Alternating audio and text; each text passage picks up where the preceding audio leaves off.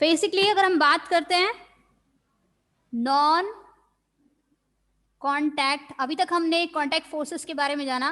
When the objects are in physical contact the forces works basically, चाहे वो frictional force हो, चाहे वो what about the muscular force हो, चाहे वो मैकेनिकल फोर्स हो। ठीक है, हम नॉन कॉन्टैक्ट फोर्सेस की बात कर रहे थे। Non contact forces act what when the objects, when the two objects are not in physical contact,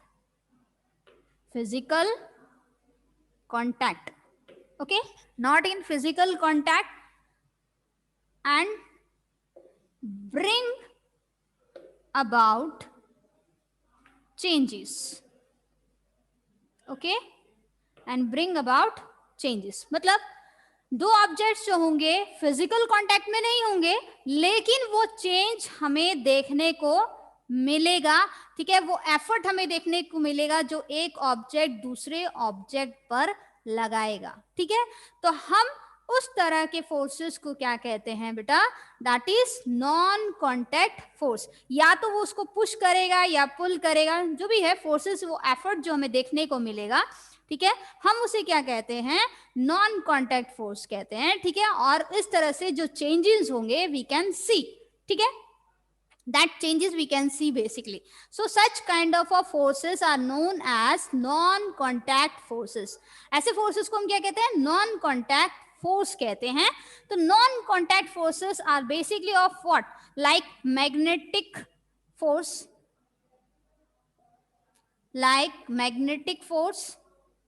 second one electrostatic force,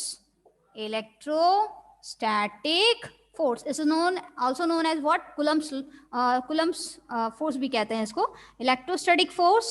And the next one is gravitational force. Okay, so what is non contact forces में? हमारे पास क्या आता है? Magnetic force आता है, okay, and next electrostatic force, and next one is gravitational force. Okay, तो ये हमारे क्या है? नॉन कॉन्टैक्ट फोर्स है। इसमें ऑब्जेक्ट्स क्या होते हैं बेटा? विदाउट कॉन्टैक्ट, यानी फिजिकल कोई कॉन्टैक्ट नहीं होता है, और क्या होता है कि हमें जो चेंजेस होते हैं वो देखने को मिलते हैं। ठीक है, चाहे वो मैग्नेटिक फोर्स हो, चाहे वो इलेक्ट्रोस्टैटिक फोर्स हो, चाहे वो ग्रेविटेशनल फोर्स हो। ओके, तो मैंने आपको कल एक एक एग्जांपल बताया था। ठीक है, तो हम उसको ही थोड़ा सा एक्सप्लेन करेंगे।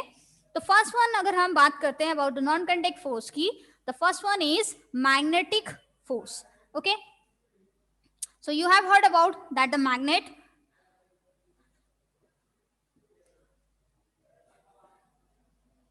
Magnetic force.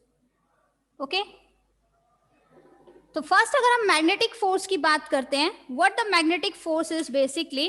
ठीक है, तो when you bring a magnet, मान लीजिए ये हमारे पास एक बार मैग्नेट है, ठीक है, और we know that basically what, there are two poles, the one is the north pole and other is known as the south पोल।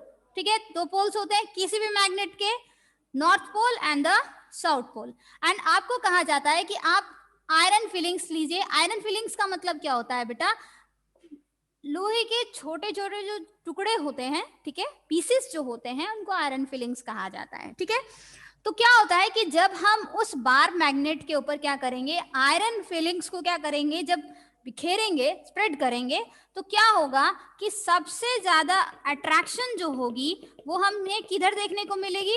इस तरफ देखने को मिलेगी, यानी कि towards the north pole and towards the south pole. Okay, सबसे ज्यादा जो होगी अट्रैक्शन वो कहां होगी? That is north pole and the south pole. और सबसे कम अट्रैक्शन जो होगी in this region. Okay, like this, इस तरह से। ओके, तो मैक्सिमम जो अट्रैक्शन होगी वो कहां होगी? नॉर्थ पोल पे और साउथ पोल पे।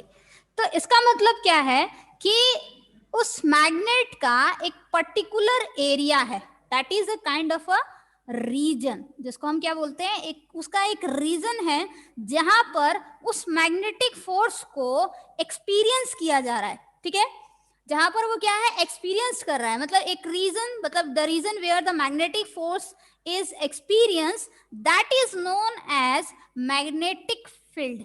हम उसे क्या कहते हैं, मैग्नेटिक फील्ड कहते हैं।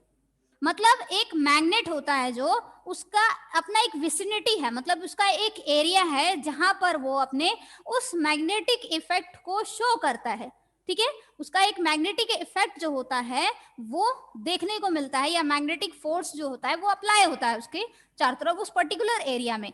मान लीजिए अगर एक कंपास है, ठीक है, if we have a compass, it means what, तो there is a north pole and which one is south pole, ये नॉर्थ पोल है और ये साउथ पोल है, ठीक है। इट मींस क्या होगा, अगर मैं इसको यहां पर नॉर्थ पोल कर दूं और यहां साउथ पोल कर दूं, ठीक है, तो what will be the effect, क्या होगा कंपास पे, क्या इफेक्ट देखने को मिलेगा व्हेन वी, अगर हम इस कंपास को नियर लेके आएंगे तो बताओ, 8th class. South and north pole में अट्रैक्शन होगा। हाँ, साउथ पोल, इट मींस ये जो है नॉर्थ पोल जो है वो इस साउथ को क्या करेगा, अपनी तरफ अट्रैक्ट करेगा। अट्रैक्ट कर, तो जब ये इसको अट्रैक्ट करेगा तो that means there is a deflection in this needle, this portion yes tip ma'am, of that needle, yes ma'am, ठीक है। तो इसका मतलब क्या होगा, इस नीडल के टिप पर क्या होगा, जो नॉर्थ पोल में है वो डिफ्लेक्ट करेगा, तो वो डिफ्लेक्शन हमें क्या होगी, देखने को मिलेगी, ठीक है। तो ये पास लाने पर ऐसा हुआ, ठीक है। तो इसका मतलब क्या है, उस मैग्नेट का एक मैग्नेटिक फील्ड है, ठीक है, जहां वो अपने उस मैग्नेटिक फोर्स को क्या कर रहा है, वो एक्सपीरियंस करना है, उस मैग्नेटिक वर्क फोर्स को कर, क्या कर रहा है, वो एक्सपीरियंस कर रहा है एक पर्टिकुलर मैग्नेटिक फील्ड में, ठीक है। जी जी, तो मैग्नेटिक लाइंस ऑफ फोर्सेस जो होती हैं, they always arise from the north to south, ठीक है, जो नॉर्थ से फॉर्म होती है और साउथ की तरफ एंड्स होती हैं, ठीक है, दैट इस तरह से, यस, ठीक है, ऐसे, इट इज क्लियर।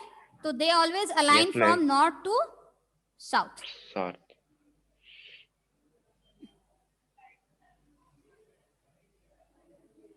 ओके, इस तरह से।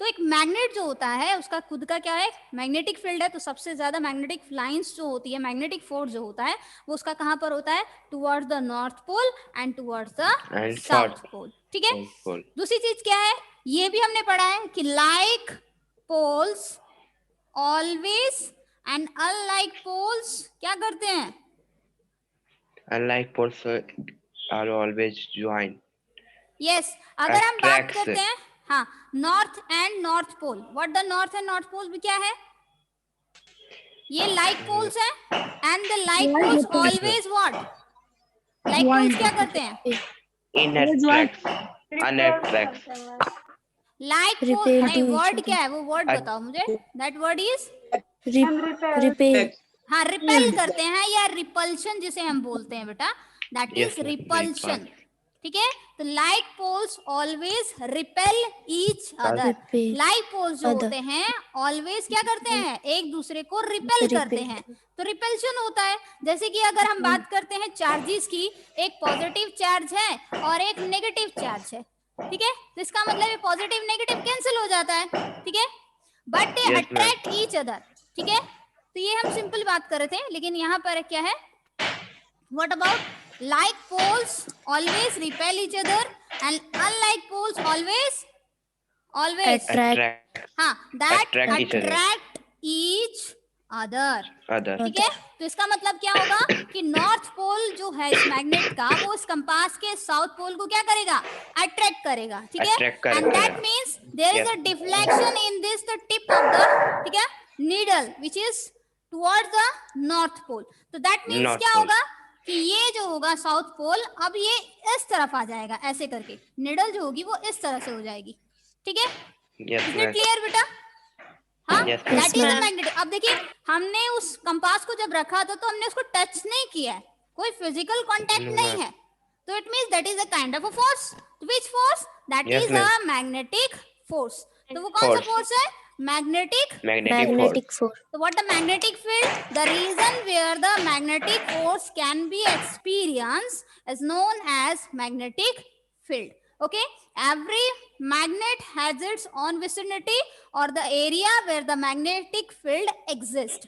Okay, एक पर्टिकुलर एरिया होता है उसका जहां पर उसका वो मैग्नेटिक फील्ड प्रेजेंट रहता है और वो मैग्नेटिक फोर्स उसका एक्सपीरियंस किया जा सकता है. ठीक है, तो ये होता है हमारा मैग्नेटिक फोर्स का. ठीक है, ये चीज समझ आई. और मान लीजिए अगर वही मैग्नेट, एक बार मैग्नेट है जिसका नॉर्थ पोल है और साउथ पोल है, और दूसरा बार मैग्नेट भी अगर हम क्लोज लेकर आते हैं तो उसका भी क्या होता है, अगर नॉर्थ पोल ये है और साउथ पोल है तो there will be the what, attraction. वो उसको क्या करेगा, अट्रैक्ट करेगा. ठीक है, लेकिन अगर यहीं पर ये साउथ हो जाए और ये नॉर्थ हो जाए तो इसका मतलब क्या है, they will करेगा. हाँ, repel each other. They will repel each other. हाँ, that is repulsion होगा उसमें. ठीक है, वो रिपेल करेंगे एक दूसरे को दूर. ठीक है, दूर होंगे एक दूसरे से, तो वो रिपल्शन होगा. ठीक है, क्योंकि लाइक चार्जेस जो होते हैं वो क्या होते हैं, रिपल्शन होता है. और अनलाइक चार्जेस जो होते हैं, चार्जेस मतलब पोल्स जो होते हैं, दे व्हाट, अट्रैक्ट ईच अदर. तो ये था हमारे पास व्हाट, एक example what, that is non contact magnetic force.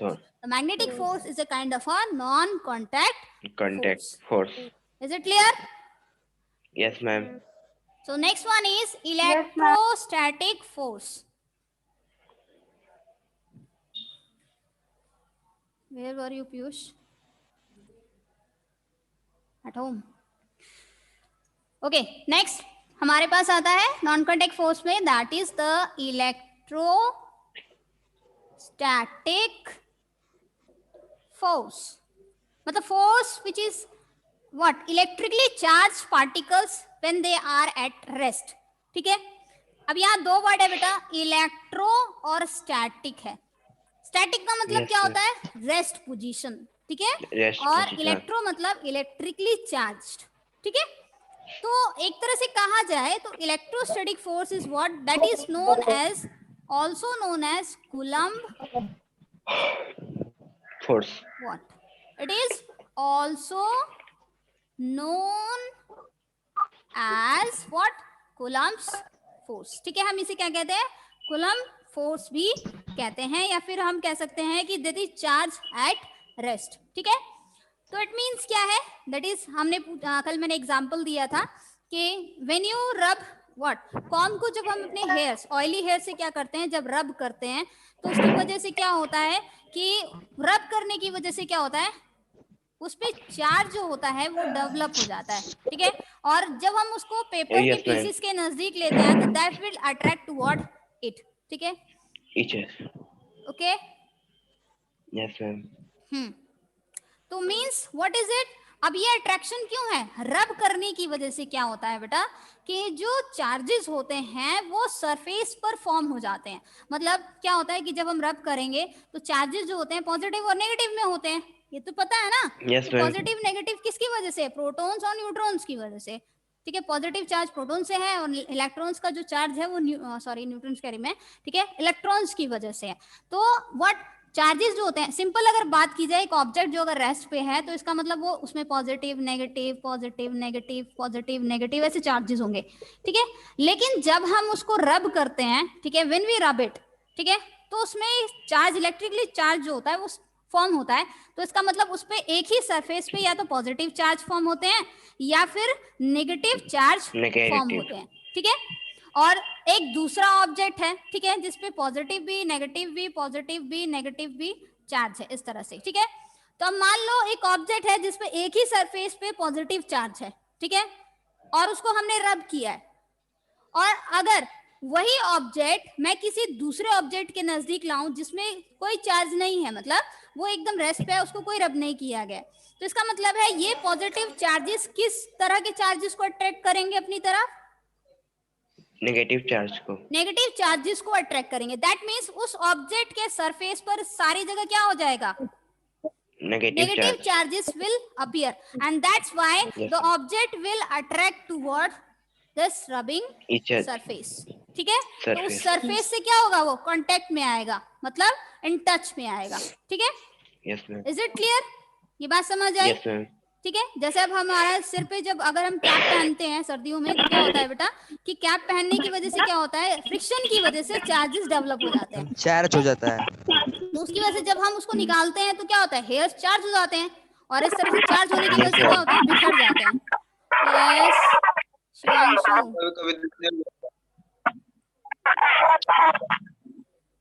बेटा ये इलेक्ट्रिकली चार्ज जो होते हैं वो जो होते हैं उनकी मतलब एक कहा जाए तो साउंड बहुत कम होता है। आपने देखा होगा जब स्वेटर को या कपड़ों को जब हम निकालते हैं सर्दियों के मौसम में पहनने में, स्वेटर को जब निकालते हैं तो उसमें जैसे मैंने बताया था उसमें आवाज आती है, कड़कड़ की आवाज आती है, ठीक है।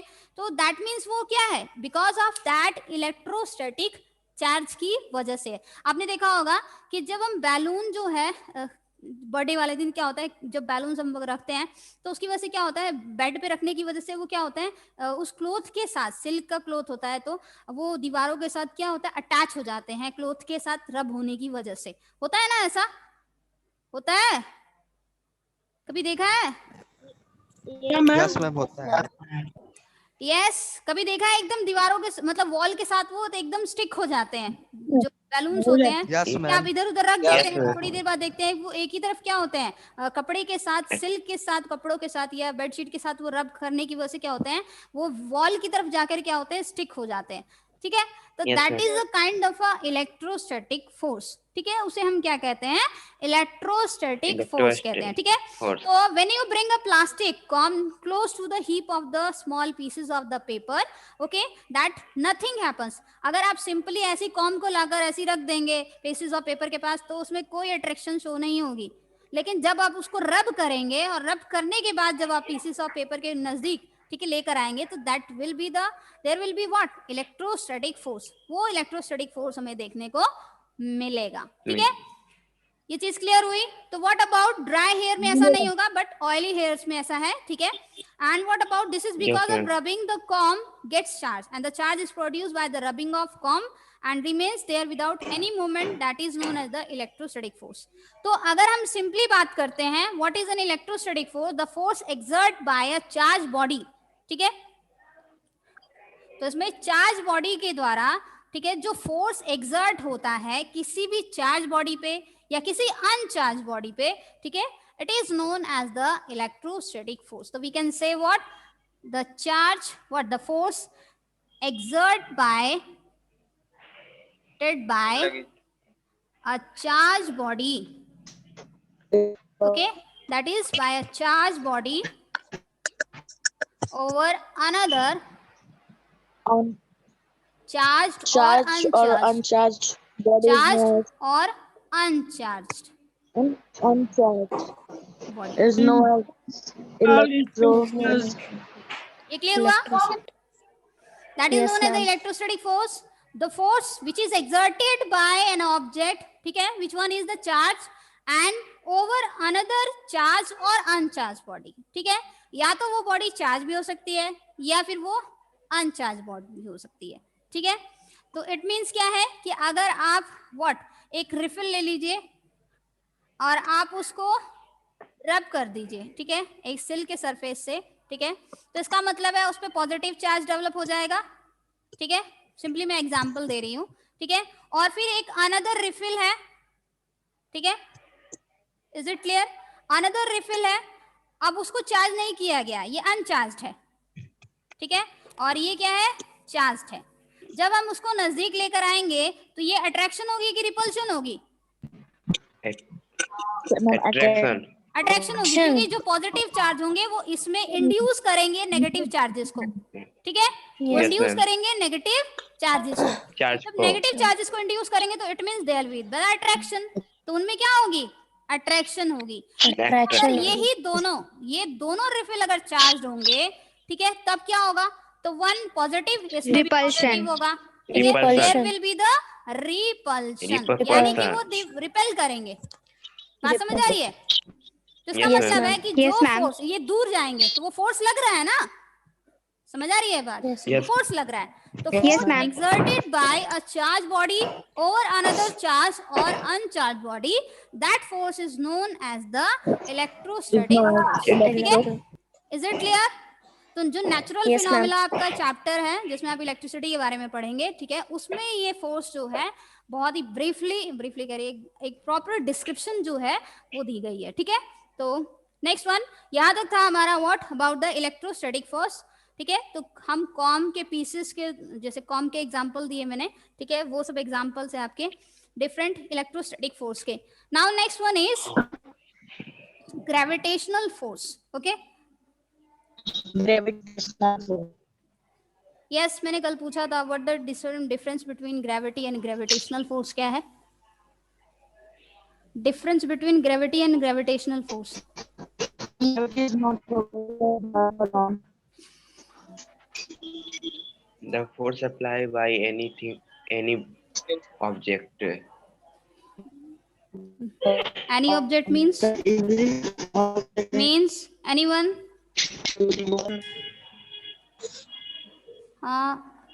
You can say gravitation. Gravity attraction with Earth is known as gravity. Every object in the universe Attract whether small every or large. other object with a force. Every object attracts every other object with a force. मतलब ये chair है और ये मैं हूँ, ठीक है, तो मेरे और चेयर के बीच में एक फोर्स लग रहा है, that is the gravitational force. Force. समझ आ रही है बात? यूनिवर्स में Yes, कोई भी ma'am. चीज अगर प्रेजेंट है बेटा, ठीक है, तो ऑब्जेक्ट्स के बीच में, ठीक है, ऑब्जेक्ट्स के बीच में जो फोर्स अप्लाई होता है, जो फोर्स लगता है, मतलब वो ऑब्जेक्ट मेरी तरफ भी फोर्स लगा रहा है और मेरे तरफ से जो फोर्स है वो उस पर लग रहा है। मतलब दो बॉल्स अगर रखी गई हैं तो इट मींस एक बॉल दूसरे पर क्या है, फोर्स लगा रही है और दूसरी बॉल भी फोर्स लगा रही है। लेकिन ये फोर्स जो होता है ऑलवेज इक्वल, ठीक है, अपोजिट तो होता है बट हमेशा इक्वल होता है, तो इसलिए इसे नेग्लिजिबल हम कह सकते हैं, ठीक है। तो ग्रेविटेशन की हम बात कर रहे थे। What the gravitation is the force of attraction. It is the force of attraction. Who is that? Who is this beta? Krishna Verma. Okay, that is the force of attraction acting between two objects, ठीक है, acting That has mass. between any two objects. Object. Okay, acting any between any two bodies of the universe or the two objects, okay, in the That universe. Okay, and this किसने कहा कि what about having mass, ठीक है, ये सही है, having mass तो जरूरी है, मास पे ही तो डिपेंड करता है सबसे ज्यादा बात है, तो ठीक है, ये तो होता है gravitation. And what about the gravity? force. Yes, gravity is the earth gravitational pull on a body, ठीक है, अर्थ का जो ग्रेविटेशनल पुल है, ठीक है, what about earth gravitational pull on body. That is the gravitational pull on body lying near the surface of earth. That is lying near the surface of earth. earth. Pool देखिए, किसी चीज को अर्थ जो है अपनी सेंटर की तरफ खींचती है, ठीक है बेटा, कोई भी ऑब्जेक्ट हो, जैसे एग्जांपल है आइजैक न्यूटन जो थे, उन्होंने इसी चीज की खोज की थी, ठीक है, बट द ग्रेविटेशनल फोर्स या ग्रेविटी क्या है, तो इट मीन्स जब वो क्या है सिंपली बैठे थे तो इसका मतलब क्या था, उनके सिर पे सीधा सेब एप्पल जो था सिर आप पे आकर गिरा, और फिर उन्होंने सोचा कि आखिर ये चीज नीचे ही क्यों आई, ऊपर क्यों नहीं गई, ऐसी क्या चीज थी जिसकी वजह से इसे नीचे की तरफ आना पड़ा, ठीक है, तो that was the earth gravity, ठीक है, वो अर्थ का ग्रेविटेशनल पुल था जो किसी ऑब्जेक्ट को, किसी बॉडी को अपनी तरफ खींचता है, lying near the surface of the earth, ठीक है, तो that is known as the gravity, ठीक है। ग्रेविटेशनल का मतलब क्या होता है कि व्हाट अबाउट, अब ग्रेविटी क्या है, ये ग्रेविटेशनल फोर्स है, ठीक है, ग्रेविटेशनल पुल है। ग्रेविटेशन क्या है, जब कोई ऑब्जेक्ट, दो ऑब्जेक्ट्स जो होते हैं, ठीक है, दो ऑब्जेक्ट्स जो होते हैं जब उनके बीच जो होता है, ठीक है, ये चीज क्लियर हुई, दो ऑब्जेक्ट्स हैं ठीक है, और दे अट्रैक्ट व्हाट, अट्रैक्ट यानी कि उनके बीच एक फोर्स है। मान लीजिए एक ऑब्जेक्ट है और ये एक अदर ऑब्जेक्ट है, ठीक है, और इनका मास जो है हम कैपिटल में लिख दे रहे हैं और इसका मास हम स्मॉल लिख दे रहे हैं, ठीक है। तो इसका मतलब है कि ये ऑब्जेक्ट सेंटर से मान लीजिए दैट अट्रैक्ट्स, यानी कि ये ऑब्जेक्ट फोर्स लगाएगा इस पर, ठीक है, और ये ऑब्जेक्ट जो है फ्रॉम द सेंटर से जो फोर्स लगेगा वो इस पर, ठीक है, दैट एक्सर्ट द फोर्स, ठीक है, जो कि फोर्स एक्सर्ट होगा, ठीक है। So every object attract every other object with a force, ठीक है, विद अ फोर्स। जैसे मैंने कहा कि ग्रेविटेशनल यूनिवर्सल ऑफ ग्रेविटेशन क्या कहता है कि एवरी ऑब्जेक्ट एवरी अदर, मतलब each object attract every other object with a force, ठीक है, हैविंग मास m, जिनका मास कितना होता है m होता है, ठीक है, and which is directly proportional to the product of the masses and inversely proportional to the distance between them, ठीक है, that is the difference या distance between them, उनके सेंटर से जो डिस्टेंस होता है वो होता है, ठीक है। तो मान लीजिए ये फोर्सेस जो होते हैं, बेसिकली बात की जाए तो दे आर इक्वल फोर्सेस होते हैं। मतलब ये अगर 100 न्यूटन का फोर्स इस ऑब्जेक्ट पे लगा रहा है तो ये भी 100 न्यूटन का ही फोर्स लगाएगा इस ऑब्जेक्ट पर। Is it clear? Why ma'am, क्यों? Because देखिए सबसे वीकेस्ट फोर्स है और ये नहीं, ये डिपेंड करता है उसके मास पे डिपेंड करता है, ठीक है। दूसरी चीज क्या है कि 100 न्यूटन फोर्स लगा रहा है तो इसका मतलब इक्वल है, अपोजिट है, ठीक है, और प्लस वो फोर्स जो होता है इसलिए वीक हो जाता है, ठीक है, कैंसिल विद दिस वन। और सबसे वीक है तो हमें वो समझ नहीं आता, नेग्लिजिबल होता है, क्योंकि ग्रेविटेशनल यूनिवर्सल ऑफ ग्रेविटेशन में जो जी जो है वो कांस्टेंट होता है, ठीक है, उसकी वैल्यू जो है वो हर जगह फिक्स है।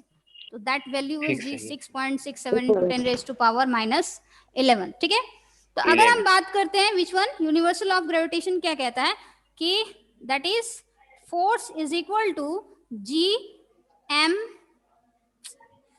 M M upon that is D square, ठीक है। This one is the distance between the two objects, that is the distance between the two objects from the centres, ठीक है। तो विच वन, यहाँ पर वैल्यू है ये यूनिवर्सल ऑफ ग्रेविटेशन है, that shows the what force is equal to that is ये G जो है ये यूनिवर्सल ग्रेविटेशनल कांस्टेंट है, यूनिवर्सल या ग्रेविटेशनल कांस्टेंट इसे कह सकते हैं। This one is the gravitational constant, ठीक है, जिसकी वैल्यू क्या है, फिक्स है, और वो वैल्यू है 6.673 into 10 raised to power -11, ठीक है। The value is 6.673 into 10 raised to power -11, ठीक है। अब जी की वैल्यू तो फिक्स है, ठीक है। अब यहाँ मास जो है, ठीक है, is it clear, mass m जो है एक ऑब्जेक्ट है इसका और दूसरा ऑब्जेक्ट है उसका मास m है, तो that will be the product of the masses, ये प्रोडक्ट है, ठीक है।